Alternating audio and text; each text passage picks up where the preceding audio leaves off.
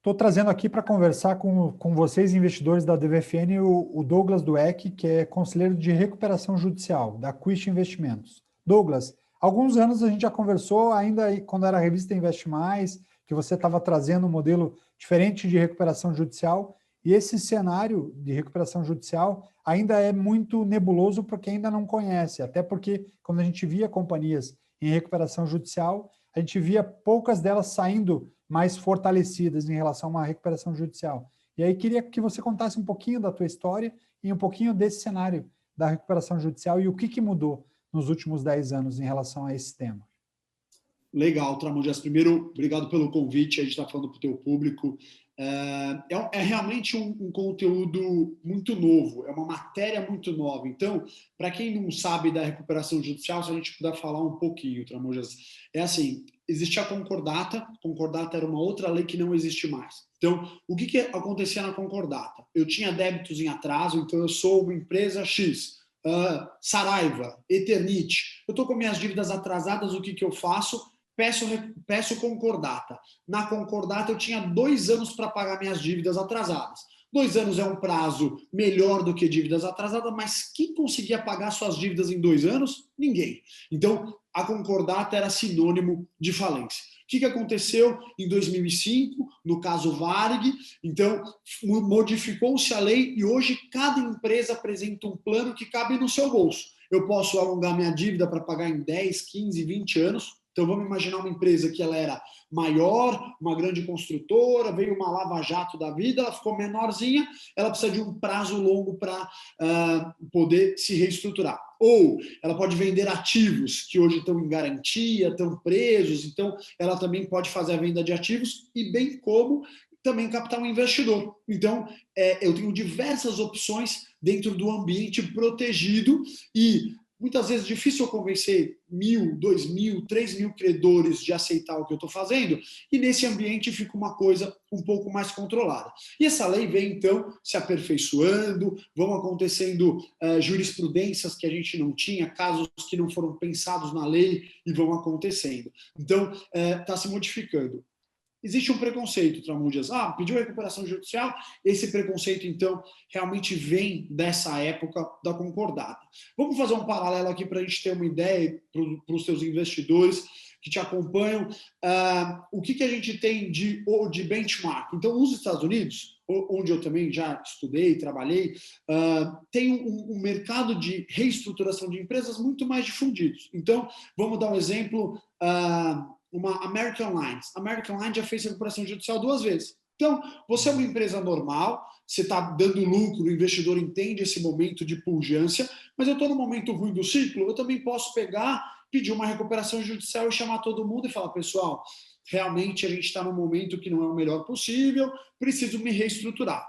Reestrutura, vida que segue, na Bolsa de Valores ou não. Outro exemplo muito bom, Samsonite, mala Samsonite, todo mundo tem uma mala Samsonite em casa, muito antiga, se não me engano, a recuperação judicial de 2009, capital aberto na Bolsa de Nova York, tem 8.000 lojas no mundo, se você for hoje ela está aberta, tem as 8.000 lojas no mundo, mas ela tinha um ponto ali que ela precisava se reestruturar pós 2008, pós essa crise grande, por qualquer motivo, porque ela se financiava, porque caiu a demanda. Então, é um momento de sentar e me reestruturar.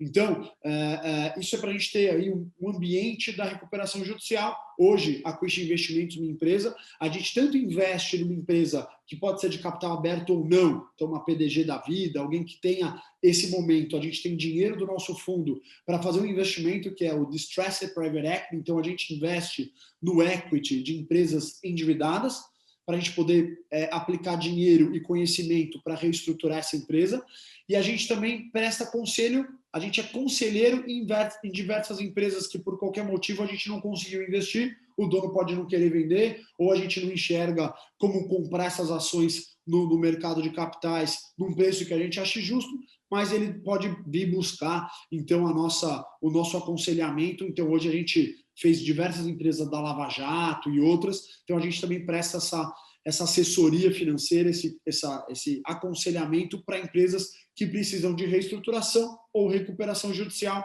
que basicamente é uma extensão pode ser que eu precise da lei para me reestruturar. Então, a falência vai para um lado e a recuperação judicial para o outro. Então, a recuperação, como na escola, é para um aluno que está ali nota 4,5, 5, não é para o aluno nota 0, que pode sentar ao final do ano, se organizar e seguir em frente. Então, para a gente ambientar um pouco o pessoal. Quando você falou dessas duas diferenças e olhando a questão do tempo, né, que na falência eu tinha até 2 anos, né, quando eu abri um processo eu tinha até 2 anos. Quando De eu falo concordata.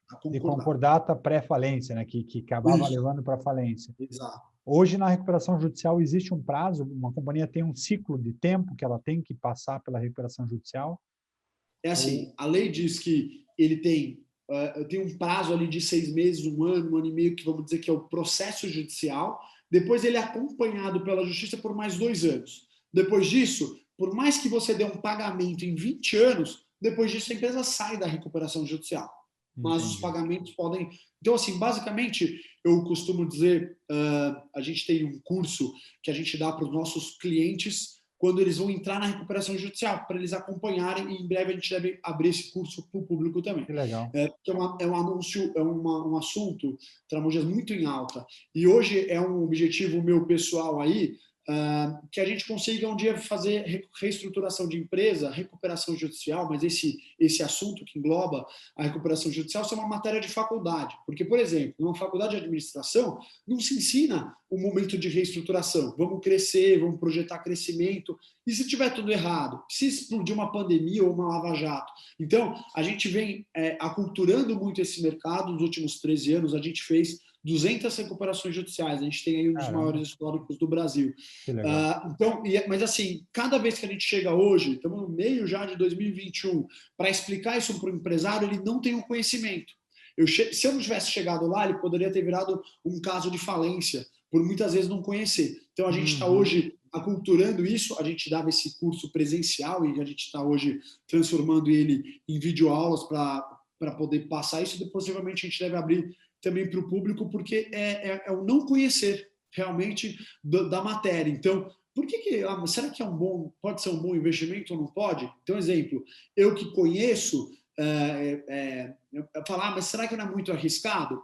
Arriscado é quando a gente não conhece. Então, eu consigo avaliar empresas, a gente tem uma posição grande em Eternit, não é de hoje, por exemplo, porque a gente consegue, via relações com investidores, informações da empresa, além do que você tem de balanço e etc., disponíveis na internet, informações públicas disponíveis em jornal. Você consegue perguntar, como é que vocês estão pensando em, já que você parou de fazer a telha de amianto, o que vocês estão pensando em fazer? Olha, foi o grande impacto de virada, né? Quando você fala de Eternit, nós investidores, onde eles perderam muito mercado, foi quando o amianto virou cancerígeno e tem que acabar com tudo. Ele sempre foi cancerígeno e virou proibido.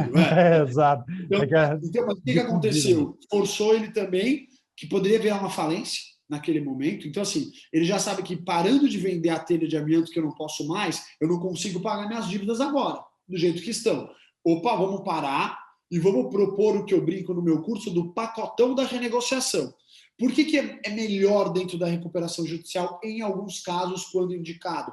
Porque eu vou propor igual para todo mundo. Então, um banco pode ter um jurídico mais forte, o outro ser mais meu amigo, coloco todo mundo na mesma mesa e faço o mesmo plano para pessoas iguais. Então, eu vou pagar o trabalhista de uma forma, os bancos de outra, todos iguais, todos vão receber em 10 anos, 15 anos, 20 anos. Você perguntou agora há pouco se tinha um prazo.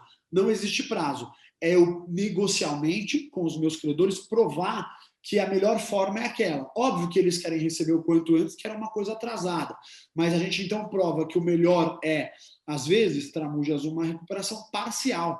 Querem perder tudo numa falência ou vamos recuperar 50%, 60% dessa dívida? Às vezes, precisa então incluir um deságio na dívida. Precisa incluir um desconto para que a empresa consiga pagar, porque, de novo, ela era grande, ficou pequenininho. Sim. Então, melhor eu receber 60% do que ficar com um documento ali que não vale muita coisa. Exato. Então,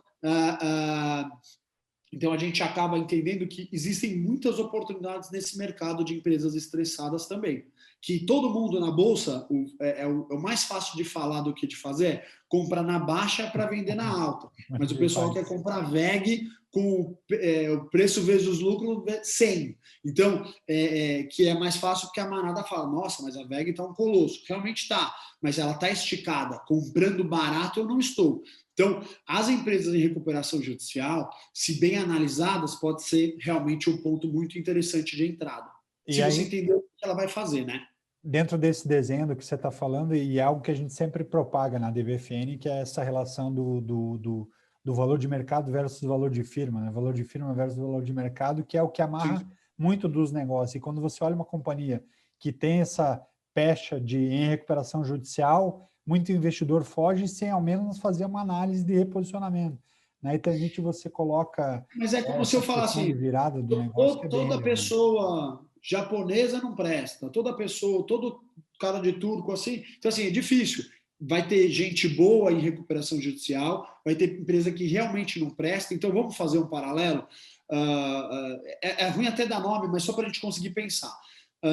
Um dos planos de recuperação judicial atuais da Saraiva é vender ativos. Ativos dela são lojas, ponto de venda, colocou em leilão recentemente, se eu não me engano, a notícia dessa semana, não teve lance, não teve interessado. Por quê? O modelo de negócio dela, de alguma forma, já apodreceu. Você tentar vender livro, que hoje eu vou competir com a Amazon, que manda de um warehouse, de um galpão com benefício fiscal, eu não vou conseguir pagar o aluguel do shopping, condomínio do shopping, a luz do shopping e funcionários. Então, o modelo ele está muito ruim. Não é se está em recuperação judicial ou não. Então, assim, o modelo já está muito desgastado, ainda mais, eu diria que hoje, com a pandemia, foi acelerado, né? Então, quando você achava que você ia fazer uma entrevista via um Zoom da vida, etc., ou uma audiência com um desembargador, que hoje acontece. Então, acelerou isso. E talvez o livro no papel, eu gosto muito, tá? De papel, eu leio, mas o mercado todo não é assim. Então, a tendência não é essa. O cara vê lá o Kindle, o cara vê no iPad, no telefone. Hoje o cara vê e-mail, telefone, comunicação, vê vídeo. Hoje eu estava vendo que o Netflix, a quantidade de gente que está assistindo o filme no telefone está aumentando, e na televisão menos, porque ele consegue medir o device que está acessando. Então, nessa transformação, basta a gente entender, Tramujas, e não precisava nada a ver com recuperação judicial. O que é o business dessa empresa? Eu acredito, então tá bom, Saraiva deve 0. Mudou? Poxa, não sei. Será que nos próximos anos ele vai continuar sendo um bom investimento? Então, você entendendo lá, você tinha várias queridinhas da Bolsa atuando, por exemplo, no setor que a Eternit aí se aprofundou, de metais, de outras coisas para residência, piso. Então, telha solar, né, está indo para um caminho. O solar também entendo muito bem. Então, você tinha ali. Então, assim, se você conseguisse, de alguma forma, ler notícias, entender o que é a estratégia da gestão, daria para falar: opa, acho que eu vou acompanhar, não preciso nem investir de cara. Mas você consegue ir acompanhando. O resultado disso, hoje, a Eternit comprou uma fábrica recentemente, 110 milhões de reais, uma fábrica que fazia sentido na estratégia, e está antecipando o pagamento para os credores. Então, ela está pegando hoje o que ela falou: eu acho que eu preciso de 10 anos, por exemplo, para pagar números hipotéticos, tudo hipotético, preciso de 10 anos. Por quê? Porque ela achou que ia ter um lucro X e está aumentando. E quanto antes ela tirar a pecha da RJ ou pagar suas dívidas, melhora o balanço e etc., ela está, então, hoje pré-pagando a dívida, antecipadamente. Então, ela está fazendo um trabalho legal. Ela conseguiu o tempo que precisava, porque aquele meio tempo, se os credores tentassem não deixar ela pagar as dívidas, executar, seria um problema. Então, ela usa uma proteção judicial, que é o nome que eu gosto. Eu me protejo porque agora, pessoal, eu realmente não vou conseguir pagar. E aí, eu vou melhorar a minha operação. No caso, eu vou me reinventar. Então, se a Saraiva, no primeiro dia, tivesse feito um site, desligado todas as lojas, talvez estava dando menos prejuízo. Quem sou eu para falar qual é o segredo? Mas aquele modelo de vender no shopping caro, de aluguel carérrimo, eu acho que ele não se paga, na conta não fecha. Então, mas realmente é o ativo que ele tem. Os pontos hoje, talvez ele vai tentando baseado nisso. Mas, então, a gente entendendo, Tramujas, o modelo de negócio, eu posso avaliar. Então, vamos entender como um alongamento de dívida. Então, a empresa está ali meio mal, pediu recuperação judicial, mas se não fosse recuperação judicial, ela só alongou sua dívida. O que você ia achar? Você vai olhar capacidade de geração de caixa, preço-lucro que você quer pagar, uma relação baixa. Qualquer investidor aí, lendo Graham, já vai falar, olha, mais de tanto está esticado, é puxado, não estou comprando barato. Então, óbvio que o lucro dela pode dobrar e essa relação futura vai mudar, mas atualmente eu consigo achar uma relação preço-lucro boa. Como você falou, o preço de firma, o enterprise value ali, o que eu tenho de ativos, etc., pode ser também um outro ponto muito bom de se analisar, mas ela vai conseguir pagar essa dívida? Não importa se é recuperação judicial ou não. Nossa, parece que ela tem condições. Mas, por estar nessa condição da recuperação judicial, o preço está descontado. Posso acompanhando, ou posso começar a fazer uma posição pequena para ir acompanhando. Algumas tiveram bons retornos e outras, realmente, elas são ações arriscadas, como várias ações são arriscadas, independente de recuperação judicial. Claro. Então, você tem ali uma small cap que tem uma administração estranha, tivemos aí como que aquela IRB lá, seguradora explosiva, então o cara montava balanço, esse risco não é intrínseco da recuperação judicial, é intrínseco de temos pessoas, seres humanos gerindo uma empresa, operando esse processo, né? E bem intencionados ou não, e a gente tem o risco disso virar pó, sem mesmo não ser recuperação judicial, né? Você citou o modelo da Saraiva, e tem uma queridinha da Bolsa que anda nesse movimento, mas que é meio difícil pensar nesse modelo renascido que é a Oi. Na tua leitura, o que você tem acompanhado da Oi como modelo de recuperação judicial e aí no olhar de investidor? A Oi tem alguns outros fatores que eu aqui não estou fazendo recomendação, compra, venda, porque eu nem fiz essa análise tanto. Eu não gosto do setor como um todo, tá? Eu acho que falta competitividade no setor, a qualidade do serviço é ruim. A gente, como investidor, o meu fundo não compra nenhuma das telecom, eu não tenho. Então, eu imagino que poderia ter outras small caps do setor entrando, gerando uma competitividade, qualidade de serviço para as pessoas. Então, imagina que você tem um mercado restrito e você tem uma Nextel que foi quase vendida pela dívida, que era dar para alguém, se alguém assumisse a dívida. Você tem uma Oi com essa dificuldade que já vinha trazendo problemas de outras coisas. A Oi tem um maior, não só operacional, ela tinha bastante credores de vários tipos e muito sofisticados e agressivos. Grandes fundos de fora, grandes fundos que já são compradores de dívida, que é o famoso fundo Abutre, que são agressivos na cobrança. Então, ela tem ali que, além de reestruturar sua operação, conseguir acomodar um monte de gente para não ter a falência. Então, é um caso bem delicado e muito mais, Tramujas, do que eu vou reinventar o meu negócio, porque todo mundo está ali pendurado no WhatsApp hoje, liga pelo WhatsApp, e eu sou um provedor de dados, né? Então, você não tem mais SMS, você não tem outros serviços ali, e falar que o cara vai ter um pacote de R$1.000 para ligação, não tem mais.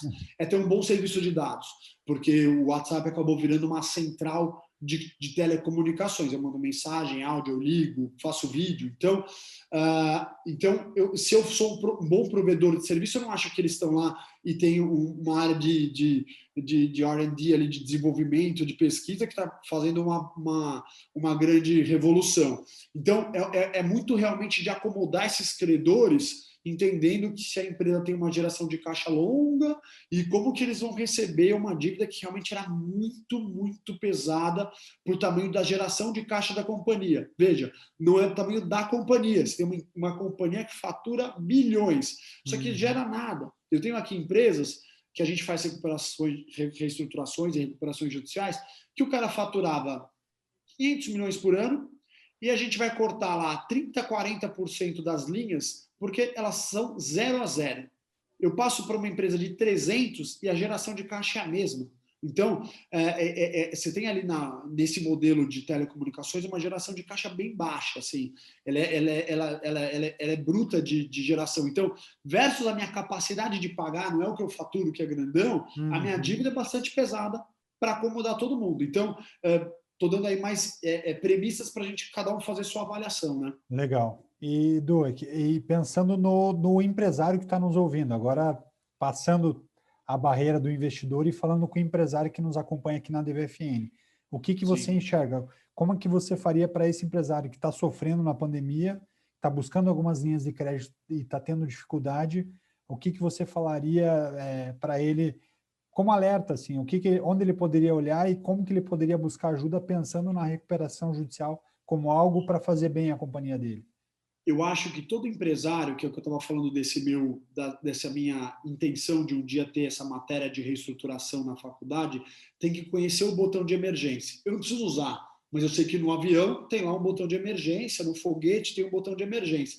O empresário muitas vezes desconhece isso. Então, vamos começar se educando. Se você entra hoje no YouTube, você já tem ali 300 milhões de matérias para pelo menos começar a entender. É para mim, não é para mim? Primeiro você vai entender isso. E aí a gente vai da fisioterapia à cirurgia. Tem casos que não precisa de uma recuperação judicial. A gente entrou aqui porque tem a ver com as empresas da Bolsa que a gente estava falando, mas muitas vezes a gente faz uma reestruturação aqui, talvez metade dos casos, sem recuperação judicial. Então, eu sento com os credores, eu alongo as dívidas para poder caber no meu bolso numa nova capacidade de pagar e vou melhorar a minha operação. Vou cortar custo, vou renegociar, por exemplo, a gente está fazendo muito agora, tramujas de redes de lojas de shopping, porque o shopping ficou fechado e eu estou acumulando aluguéis milionários. Então, a empresa nem tinha grandes dívidas, mas está acumulando dívidas e assim, eu não posso usar o aluguel, porque o shopping está fechado por conta da pandemia.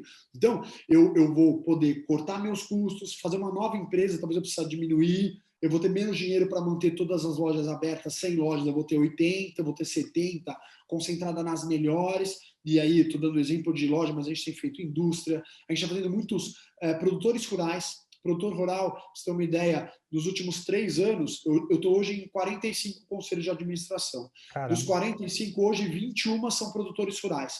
Ele passou a ser quase 50% da nossa operação aqui, ou seja, dos meus 70 funcionários, hoje 35 trabalham para o agronegócio quase. E se a gente fala que o agronegócio está em alta, né? Quando você faz uma leitura prévia, parece que o agronegócio está em alta. O preço do agronegócio está em alta, mas então realmente pode ter anos bons aí que vão pagar, mas nos últimos anos o produtor vinha se endividando, uma hora ele não consegue tomar mais dívida, e se sai uma execuçãozinha, sai um Serasa, eu tive um ano que não foi bom, e falo, banco, olha, eu estou te devendo 10 milhões a parcela esse ano, eu só consigo pagar 5, preciso rolar a dívida. O banco fala, tudo bem.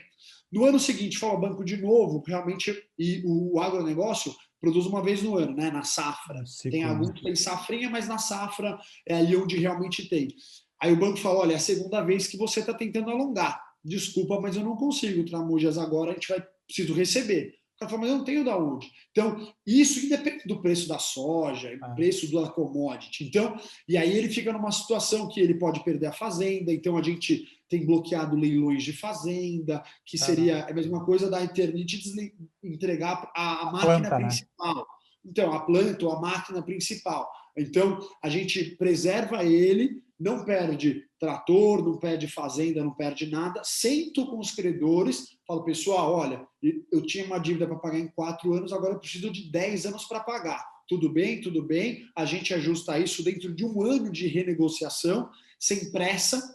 E uma coisa que é interessante nesse momento, se eu mal consigo pagar o principal, Tramujas, como é que eu vou pagar multijuros, que muitas vezes eu estou nessa negociação? A RJ congela a dívida no momento zero. Então, a negociação que pode durar em média 1 ano e pouquinho, se eu devia 100 milhões, a negociação é sobre 100 milhões.